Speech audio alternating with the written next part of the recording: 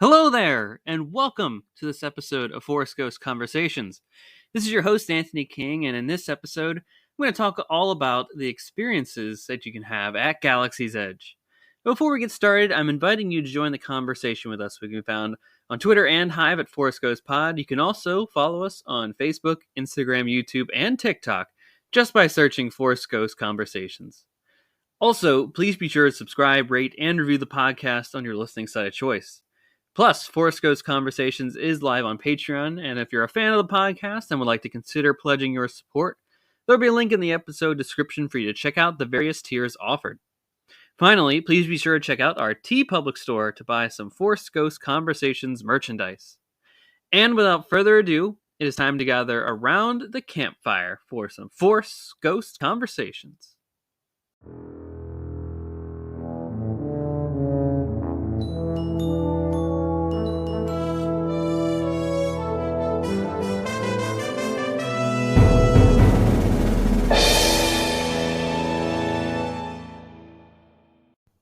All right, everybody, let's get into our main topic of the day. Of course, yes, we are still standing in solidarity with the WGA and SAG-AFTRA during the strike here, so we are not going to be talking about promoting scripted content as you know what we've been doing here the last couple of weeks. So therefore, we're moving on to part 3 of our Galaxy's Edge special, if you will, whatever you want to call it. This mini series that we've been doing about the Galaxy's Edge. Of course, in part 1, we talked about the rides of Galaxy's Edge. In part 2, we talked about food and beverage. And in this episode, it's going to be all about the experiences. And what that means is how you feel walking around Galaxy's Edge, the characters that you probably are going to see as you visit the park. Kind of shopping, if you will. Like, what are the types of shops that you can expect? What are the artifacts or items or objects you can find on display there? And beyond that, what are the intricate experiences that you can do, such as building your own lightsaber and the droid builder experience? Now, I will caveat, I've not done the droid builder experience yet, so we're just going to talk about that a little bit here on surface level, but I look forward to doing it one day very soon here. With that, let's get right into the topic of conversation here. And I really am going to base this a lot off of my own personal experience going to Galaxy's Edge last year prior to Star Wars Celebration at Anaheim. And again, it was my first time, and frankly, right now, only time I've ever been to Galaxy's Edge, and it left a lasting impression on me. Now, I did in part 1 mention that we went to Rise of the Resistance first. We rope dropped it. We went straight to that ride as soon as the park opened up. And then, once we were done with that, we were able to go to the other aspects of the area that is Galaxy's Edge, or Batuu, if you're talking about it from a canon perspective. However, by doing that, we took a secret route that led us, I believe, through Adventureland or Frontierland in Disneyland. I don't necessarily know off the top of my head, but we went past what would have been Pirates of the Caribbean, and I think maybe Splash Mountain, and then went to Rise of the Resistance via that back way. However, there is a more main entrance of Galaxy's Edge, at least at Disneyland. I'm not sure about World yet, but through that main entrance, you get to see the grandiose aspects of Galaxy's Edge that you're kind of intended to see when you walk in there.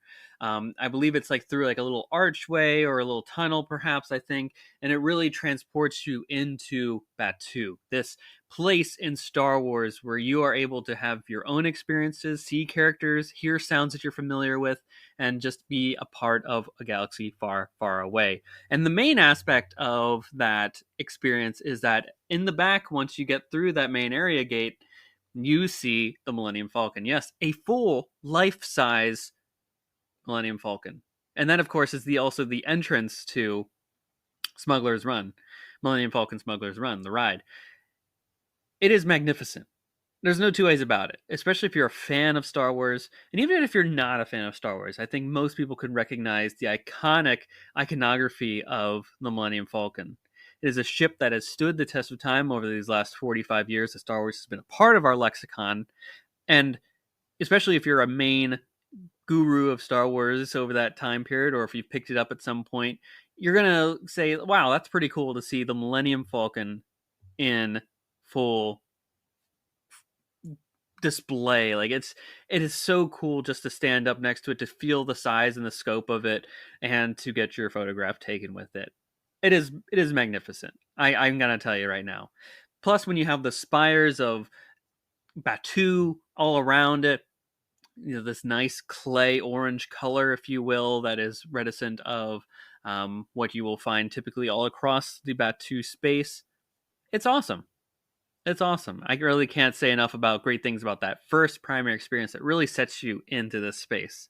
Again, alongside that, you will see other aspects of the Star Wars universe, particularly for ships, right? That's something that they were easily able to implement into the parks that make it feel like you're part of this new experience. So, of course, there's a TIE fighter, I believe, or is a Imperial shuttle. Not 100% sure on that one, if my memory's fuzzy. Maybe there's both a TIE fighter and an Imperial shuttle, because I know there's kind of like a first order centered area of the park, but there's also an X-wing too, and I believe it might be Poe Dameron's X-wing. I think maybe that I'm confusing getting off of Rise of the Resistance, because I think you see one there, and then there's another one inside the park as well. So maybe there's two X-wings. Don't necessarily quote me on that, but you will see an X-wing of some sort. And again, seeing these ships up close and personal makes you feel like you're immersed into the galaxy far, far away. And let's talk about immersion for a second here. Not only are you just hearing the sights and the sounds, right? John Williams even produced music for Galaxy's Edge that you can hear as you're walking through the park. And you're hearing these blaster bolts and ships taking off and landing. These are great aspects that really just show that you are a part of this galaxy far, far away, this immersion. Even to the finer details, I will say, of Aurebesh is all over the park. You will see on the trash cans letters in Aurebesh. You probably know what it is because you are a person that knows what a trash can is, and you can probably pick it out. But you also see the Aurebesh if you know how to translate it, which is really cool. They have the other experiences too of, like, if you have like a magic band, I believe you can do like certain bounty hunter missions or find bounty. You can do your own little story there, and with all of that. And I look forward to doing that too one day in the very near future here. With immersion, I think you got to talk about the next thing here, which logically would be the character experiences of it all. In Galaxy's Edge, at Batuu, of course, this takes place canonically between episodes 8 and 9. You will see some familiar characters walking about. These include Rey, Chewbacca. You will see Kylo Ren. You will also see some stormtroopers. And they will interact with you, which is a really cool experience. Especially with the stormtroopers, where they certainly have this dark side flair to them, if you will. Kylo Ren will also mess around with visitors. There's probably 1,000 hilarious YouTube videos, TikToks, Instagram Reels of people interacting with them. I know I love seeing like little kids, babies, if you will, trying to play with these characters. It's fun. It's all in good humor nature, and they definitely do a lot of great work. These actors that are doing these types of experiences that just really go above and beyond the Call of Duty, if you ask me, especially in some of the heat.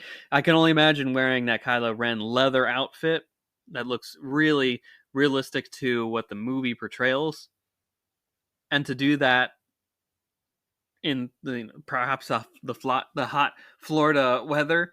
I as a former costume character myself, I can only imagine that must be quite a painful experience. You'll also find around the park the character Vi Moradi, who is a spy for the Resistance. You can learn more about her story in both the novel Phasma, as well as the book Black Spire Galaxy's Edge, which was written by both books were written by Delilah S. Dawson. I've heard great things about Black Spire Outpost Galaxy's Edge. I'm very excited to pick that one up and just to see the added canonical details that will be brought to Galaxy's Edge because of that book. But Vi Moradi can be seen around the park, and she even interacted with Mrs. Forsco's Conversations at I when we were visiting the park last year. which was really cool. And I was able to explain to Mrs. Forrest Ghost Conversations who that is. And she asked us if we've seen the First Order anywhere around. And we said, yes, be sure to avoid this area. And then she went on about her business. But just really cool to be a part of that experience overall, if you ask me, especially as someone that tries to keep up with canon as much as possible. It's a fun Easter egg overall. And beyond that, there are shops, of course. You have to feel like you are a part of this experience. And one of the ways, especially at a Disney park, as you can imagine, is for merchandise to be front and center for everything, frankly. Not not only do they just have the general shops, but it's also like a marketplace. When you go to Galaxy's Edge, you will generally find in between Rise of the Resistance and Smuggler's Run a series of about maybe 5, 6, 7 shops through a little like bizarre marketplace like type atmosphere, which has a lot of great items that you can purchase on display. And they're supposed to be in-world story items that you can probably get at what you would think you could get at a planet as you're traveling through in the Star Wars galaxy, which I found to be really cool. One of the things that I loved getting from Galaxy's Edge our last time was a in-universe stuffed, not necessarily stuffed animal, but it was a doll of Jar Jar Binks that we gave to our niece, who just absolutely adores Jar Jar. So we love it. She got that for maybe just as she was born or before she was born. I don't remember the exact timing of it at all. But yeah, it was a little bit after she was born. And then we were like forced Jar Jar onto her a little bit there, the doll. And she picked it up and ran with it. She likes having Jar Jar, and he accompanies her on drives around town. So he's a solid friend as he is around these parts. Certainly. So we look forward to getting more of those for her in the future, and they're just really cool to have. So that's a really great one. Then there's of course other things too in universe. Some of the toys, the action figures. I think I got us a Bach kit there. So all great stuff at various price ranges. If you're into that kind of stuff, you want a keepsake, a tchotchke, if you will, all that kind of stuff they've got on display and available and ready for you all. But if you're not just looking for that stuff and you're looking for some more of the higher end material, Dok-Ondar's is really the place for you. And this is, of course, the place where you can purchase replica lightsabers of some of our famous galactic heroes across the galaxy, or even some villains, too. They got all eras out on display there, and it's a rotating basis. I see on the internet what Batuu West has, if you will, what they call Disneyland's Batuu, as well as Batuu East, which will be Florida's Walt Disney World Galaxy's Edge's Batuu. Now they'll have different stuff out here and there. Maybe the deals will be different depending on what stock levels are. But that's where I bought my Luke Skywalker lightsaber. So, well, I will say it's Luke Skywalker's, but it's also Anakin's and Rey's. It's the Skywalker Legacy Blade. It's something that I had to have for my collection. If I'm going to get a high caliber, high quality lightsaber, that's the one I was going for. It means a lot to me personally. I think it's one of the most iconic images of Star Wars overall. And it has this continued lineage amongst all of the trilogies. So how could you not want to have that as your first lightsaber that you purchase from this area? But they've got tons too. Maul, Dooku, I think Kanan, Cal Kestis as well. Naturally Vader, Rey's new one from the end of Episode 9. Whole plethora of other characters too. I think Plo Koon even came up once for these legacy lightsabers. The Darksaber too sometimes is out on display.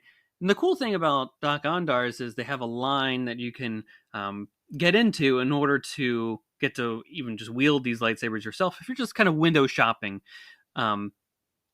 So you don't necessarily have to buy. You can hold these lightsabers in your hand. You can maybe ponder it, go do something else, and then come back. But you're able to do that. And if you buy a lightsaber or build one, which we're going to talk about in a second here, you get to, or you don't need to necessarily carry them around all day. You can store them at the Droid Depot Center and leave your name there, and then you can come back and pick it up later on, so that you are not literally lugging around a kind of awkward and heavy lightsaber as you're going out and about the rest of your day, wherever it may take you in the park. But also at Dok-Ondar's, you got a plethora of other items, clothing articles, and these are supposed to be in-universe kind of things too, so don't, take that as you will.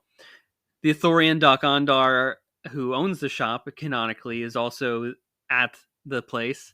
So you can see him kind of being, I know he's from Canada, he's kind of a grump, which is kind of cool to have too in the back of your mind as you're going through there. You can hear him make noise and grunts as Ithorians do. Indiana Jones content will also be seen throughout. I believe the Ark of the Covenant is something that you can be specifically seen throughout the space. Some Mandalorian armor too.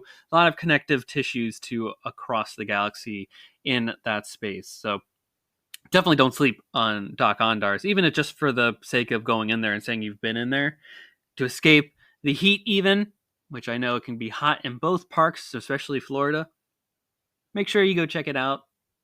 I don't think it's time that you will not regret spending. So just keep that in mind as you're going through the rest of your planning for Galaxy's Edge and what you want to factor in time wise. And of course, you're going to want to do the other stuff in the park too. So don't hold, make sure you plan accordingly. That's basically what the mantra of what going to a Disney park these days includes, is a lot of forward planning.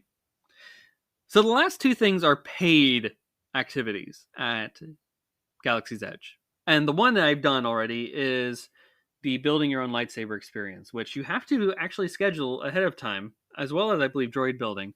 But I had to set a schedule for reserve a time slot to do this for 60 days out, because they really only take like 10 at most at a time back to the space. You have to pre-select what your order is, in a way.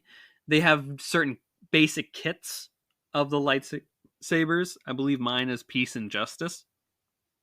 But they have a variety of different other ones too. I think there's about maybe 6 different items that you can pick from, or kits, I should say, ranging from Peace and Justice to a more wooded like and more natural, I guess, lightsaber hilt.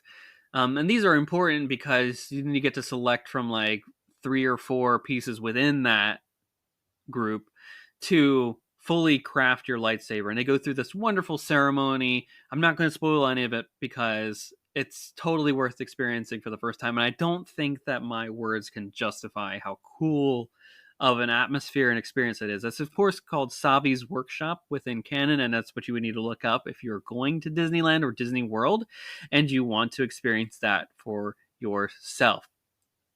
It's a little on the expensive side, I'll be honest. I think it's like $250, but for the experience alone, I was tearing up. I don't think, if you're a fan of Star Wars, for sure, this is a place to go and to experience this.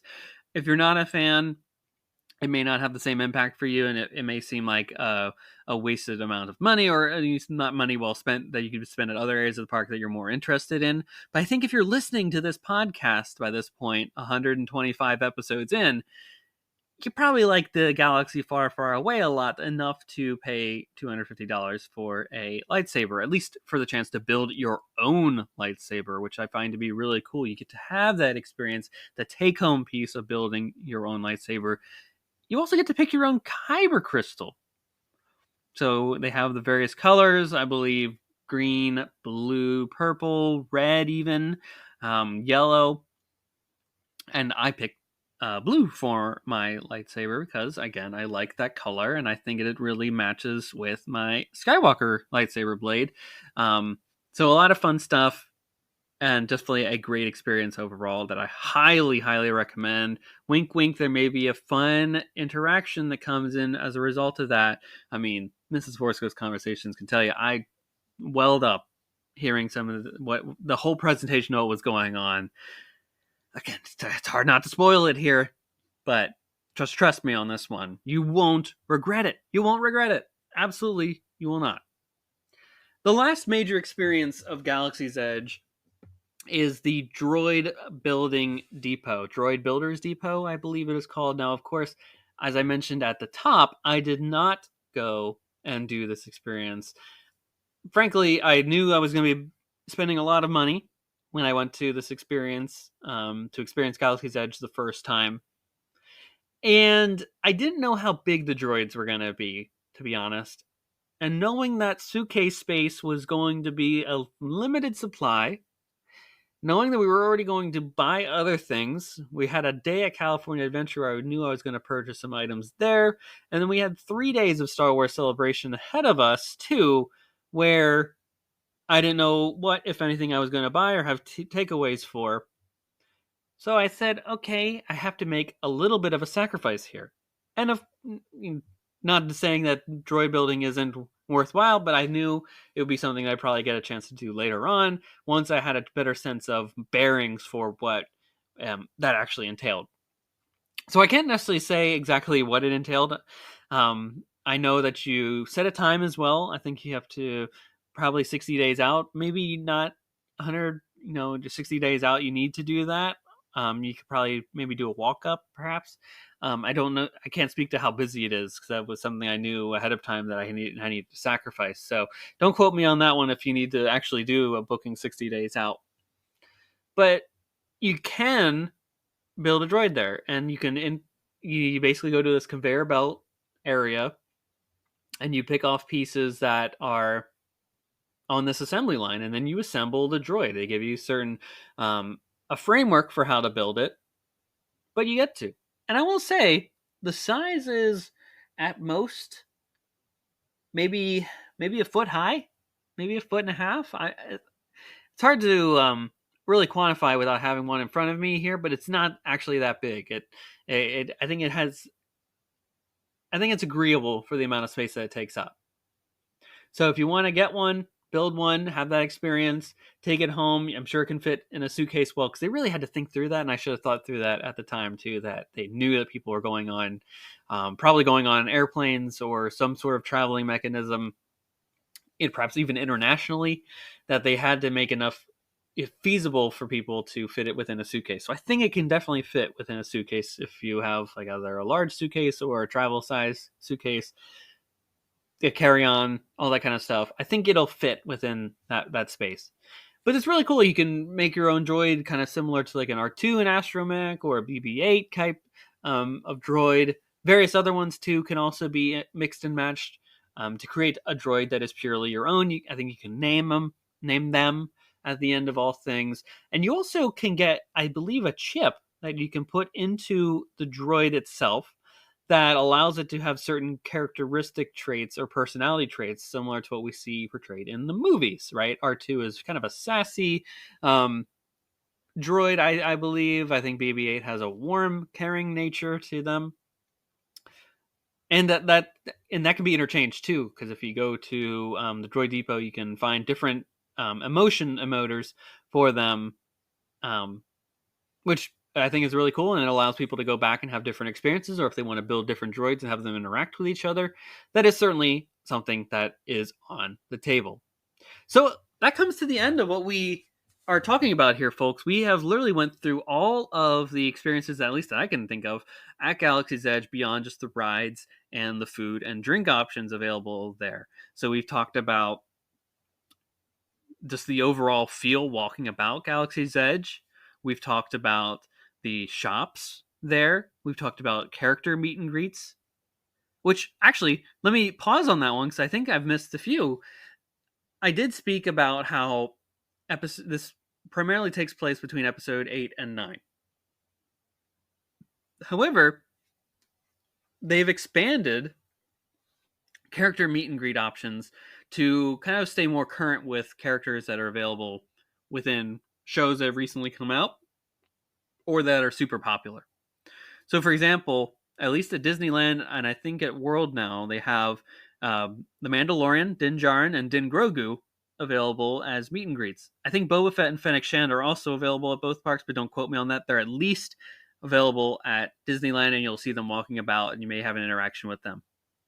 Ahsoka has also just recently appeared at Disneyland, not World yet, but she is at Disneyland, which I find to be an awesome experience. I've seen the person in their full makeup and an outfit walking through the park. I've seen some of those early reaction videos from people that have been there, and I think the character just looks absolutely stunning. So I hope they're able to eventually bring that over to World. I know that probably the humidity and the heat may have something to do with that delay. But I think fans will certainly be hungering for that with the show coming out in a similar time frame there. So we've talked about character meet and greets. We've talked about shopping. We've talked about building a lightsaber. We've talked about building a droid. So that really covers everything over the course of these 3 podcasts that we've done about what you can do at Galaxy's Edge. And Galaxy's Edge is a wonderful addition to both parks. I hope that other international parks are able to get one soon, perhaps. But if nothing else, it's a reason to come to the States and to experience those parks over here. So I really can't speak enough more about these great parks. I think you shall, if you haven't checked out our other 2 episodes to get the full 360 viewpoint of my experiences, as well as my recommendations for just Galaxy's Edge overall. And that's where I think we'll conclude today's episode. So again, thank you all for listening. I really appreciate it, especially as we've been going through this different time period here for Force Ghost Conversations. Your listenership and your support means so much to me during this time. And I love interacting with you on social media platforms. So we've got Twitter, Instagram, YouTube, Facebook, TikTok, Hive. Just search Force Ghost Conversations and you'll find us there in some way, shape, or form. And we'd love to connect with you about all aspects of Galaxy's Edge over the course of the next week here. You can also subscribe to the show, leave us a rating and review. These are great ways to show your support of the show and allow us to expand to other markets, break the algorithm, so to speak. You can also tell your friends about us. Share the show on your own social media sites. We will never say no to that. Additionally, if you like the show and you want to support via other means, we have a TeePublic store where you can buy some Force Ghost Conversations merchandise. And you can also look at our Patreon site, where if you're a fan of the show and would like to consider supporting it through other means, we have various tiers available where you can support at whatever you're comfortable with on a monthly basis. And you can get access, I should say, to a lot of Force Ghost Conversations goodies, which, I think is a pretty neat deal when you think about it. So with that, folks, I will leave you for this week. May the Force be with you, and take care.